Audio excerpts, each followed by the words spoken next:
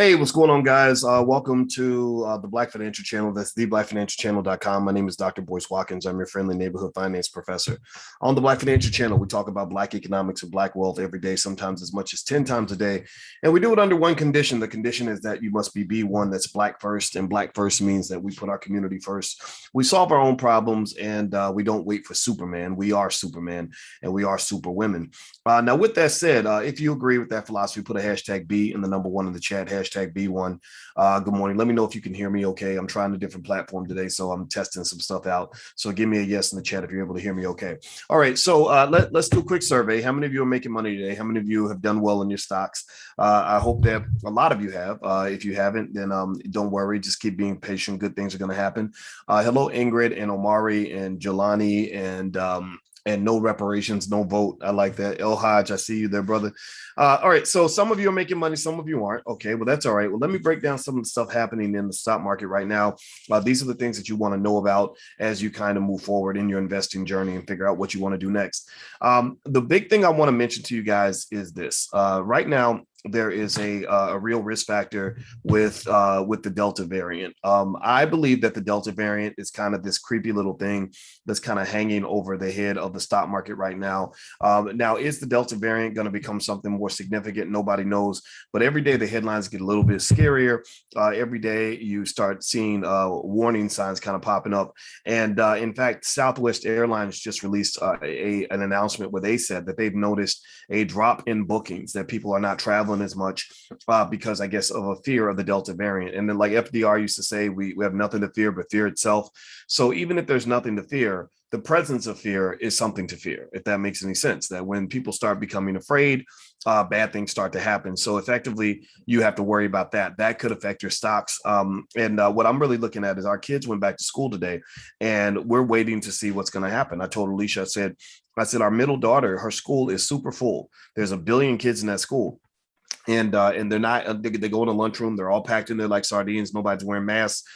And I'm wondering how that's going to play out. I wonder how they're going to handle it. I think it's interesting because I don't think the world wants to shut down over this. Even if there were, 1,000 people a day being killed from this, I don't think people would want to shut the world down because there's still, 300 and something million people. So, even 300,000 people is not even 1%. That's 1/10 of 1%. 1% is about 3 million people, right? So I think that there are people that are just kind of that are resisting for various reasons. And they aren't necessarily just the anti-vaxxers. I think it's also people that say, look, I'm sorry that this is going to happen, but make sure you keep your immune system strong. I think that we should talk about healthy eating and ways that people can actually fight off a virus, as opposed to just thinking that it's all going to end because, or that you should stay in your house until it goes away, or that one shot is going to fix everything. I don't think that's ever going to work. And you're finding that the shot isn't the perfect remedy, but it's become a multi-billion-dollar industry. It'll probably be $1 trillion industry by the time it's done, because what they're going to do is they're going to put one shot on top of another shot on top of another shot. And in the midst of all that, you're going to see big pharma and the healthcare companies making a ton of money. How many of you invested in Moderna? Moderna is one stock, for example, that I want to bring to your attention. Let me actually share my screen real quick and show you how much money Moderna's been making, as a result of this. Now, this is not a conspiracy theory. This is not me saying that Moderna is 100% evil. This is not me saying that you should or should not get the government shot. It's really me just pointing out what's kind of happening, what the obvious is.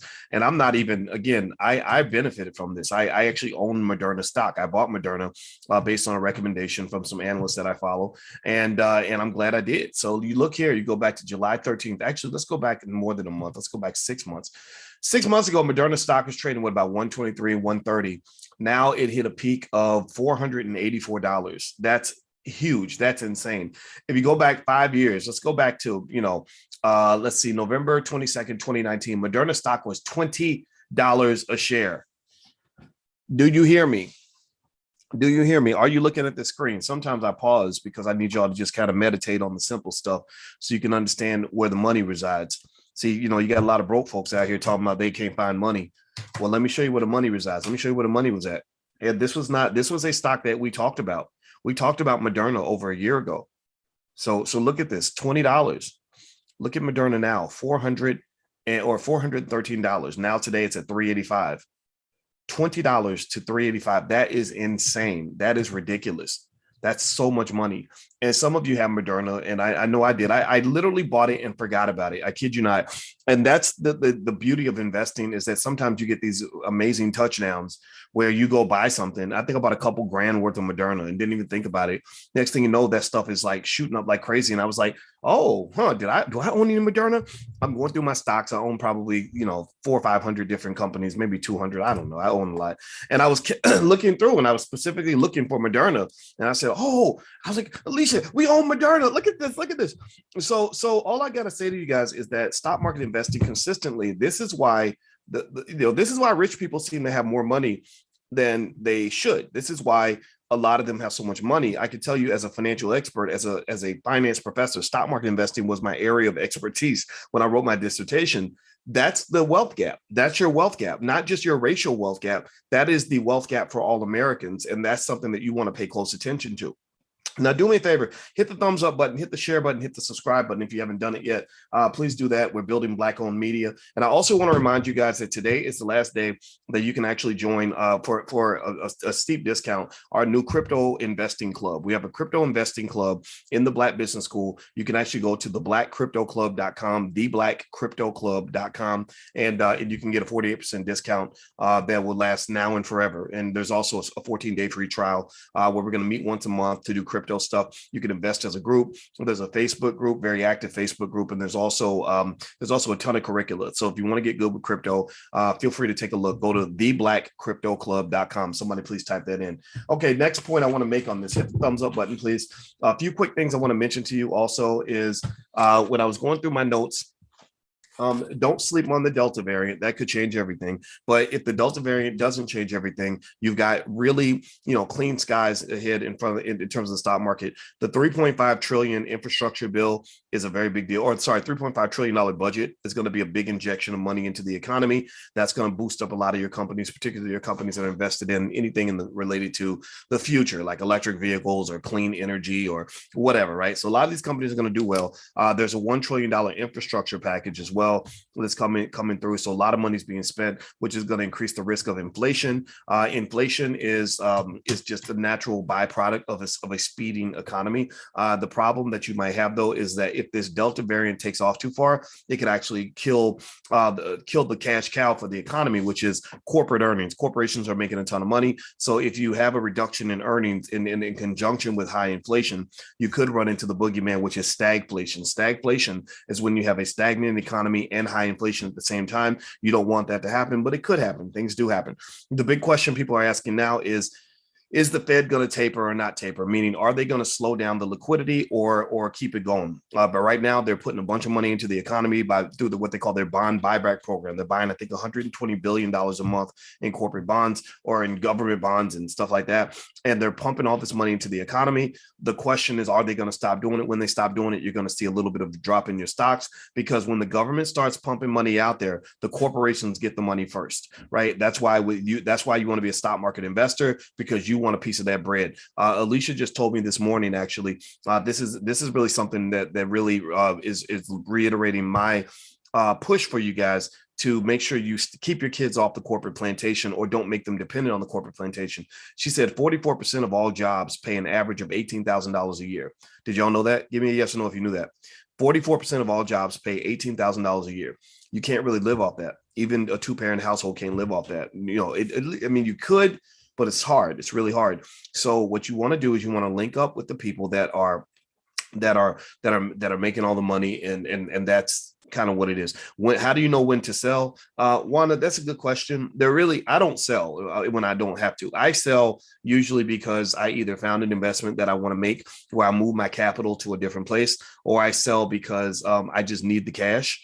Maybe something comes up, maybe Alicia and I want to take a trip or whatever, but I don't really have a plan to sell my stocks, because this is a secret about rich people that maybe they didn't teach you in school, is that a lot of rich people are doing something now that they call invest, borrow, and die.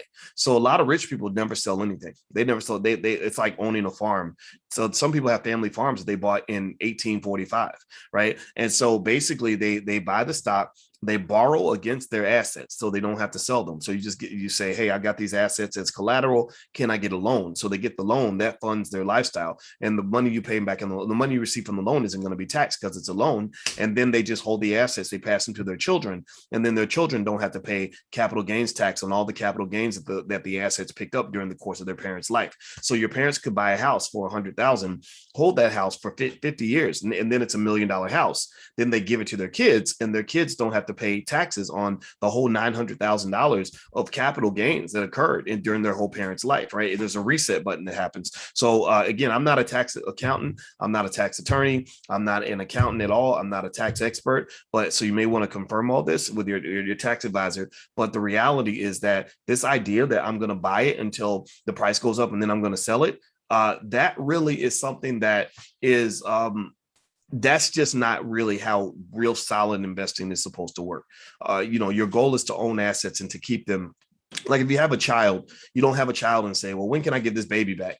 Right? When you have the child's here, right? So some people look at their investments like a new child. Like I just took on this new piece of property. I just bought this new asset and it's mine, right? Now, again, though, it doesn't mean people don't sell and move their money around, but don't get in the habit of buy, sell, because that's how people end up losing money and going crazy. All right. And paying a ton of taxes while they're doing it. Hit the thumbs up button, hit the thumbs up, share, subscribe button if you haven't done it yet. A couple of quick notes I did see is I mentioned to you guys how these SPACs are a problem. SPACs are special purpose acquisition companies. I think Shaquille O'Neal's associated with the SPAC. A lot of celebrities are. They use celebrity influence to get people to overbid for these companies. They set up SPACs to get around the IPO process because the IPO process, they ask too many questions and they're really specific about the information to make sure you're not duping anybody. Well, SPACs kind of take a shortcut. Well, whenever you take a shortcut, there's a downside to shortcuts. And so a lot of these SPACs are getting sued right now. They're getting sued because whenever the price ends up plummeting, like it goes from $50 a share to $10 a share, there are shareholders who look back at the data and say, wait, you didn't tell us about this, or you didn't tell us about that, And so with SPACs, a lot of that SPAC ride is ending. The Securities and Exchange Commission just issued a warning to a lot of these SPAC companies to say, we're going to start enforcing on this. This is going to be a problem. And a lot of these companies are starting to listen. And so that SPAC wave has really dropped. I think the number of SPACs, special purpose acquisition companies, ways to go public without actually having to do the IPO process, I think the number of SPACs dropped in one quarter by about 90%. So SPACs are getting sued. And I knew this was going to happen because when people start losing money, people start going to court. And that's pretty much what's occurring with these SPACs. Okay, guys, I got to go. Hit the thumbs up button, share, subscribe button. Also, don't forget, like I said, tonight at midnight is the deadline for you to join our new Black Crypto Investing Club that we have in the Black Business School. So it's a club and a class. So you can do group-based investing and connect with other investors, but also you get to learn. You get to sit with crypto experts as they tell you what they're buying. You get to invest with them if you want to. You can do blockchain projects together if you want. You can also connect with the curriculum. The curriculum is extremely good. In the Black Business School, we are first class. We are the best HBCU in history because we don't teach you how to get jobs. We teach you also how to create jobs. We teach you how to own assets. We teach you how to build wealth. We believe in the Black core of three. The Black core of three is that we believe Black people should, as a condition for our freedom, educate our own children, create our own jobs, and support Black businesses. When we start doing that, that's when you'll start seeing the wealth gap shrinking. You just saw in the Wall Street Journal where they said that the wealth gap is not shrinking with more Black people going to college. It's actually going up because those Black people going to college are going too deep in student loan debt. The cost of tuition is going way, way up. And so basically they're just giving a bunch of money away to white people. Plus they're not getting the skills to do what Black people need to know how to do, which is to create our own industry, create our own businesses. So we are more built on a powernomics based philosophy, which I think is what makes us special. That's what makes us unique. That's what makes us different. So if you'd like to join the Black Crypto Investing Club, just go to theblackcryptoclub.com. If somebody could type that into the chat, I'd appreciate it. It's theblackcryptoclub.com. So somebody typed in before we go. All right, guys, let's see here. That's pretty much it. Nothing else really happening here. I'm going to check back in a little bit later. And please hit that thumbs up, share, subscribe button on your way out because we're building Black-owned media. And also tell your family members about the platform and what we're doing because we really want to help as many people as possible. And don't forget that the All Black National Convention happens at the end of October. So if you'd like to get your tickets for the All Black National Convention, go to abnchotel.com.